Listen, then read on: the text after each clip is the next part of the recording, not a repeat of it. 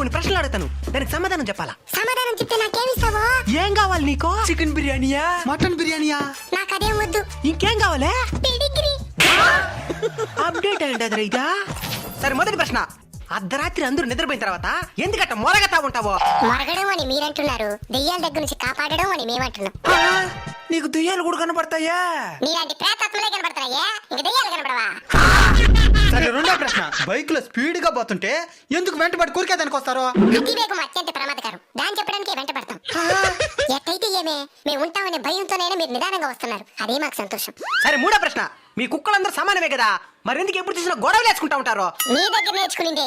మా దగ్గర నుంచా? మీ మనుషులందరూ సమానమే కదా, మరి మీరెందుకు కులమతాల పేరుతో కొట్లాడుకుంటూ వస్తా ఉంటారు? సరే, చివరి ప్రశ్న, చిలిపి ప్రశ్న. మీరు పాస్ పోసేటప్పుడు ఎందుకు కాలు పైకెత్తి పోస్తారో? పైకి పోయిపోతే కాలు మీద పడుతుందా?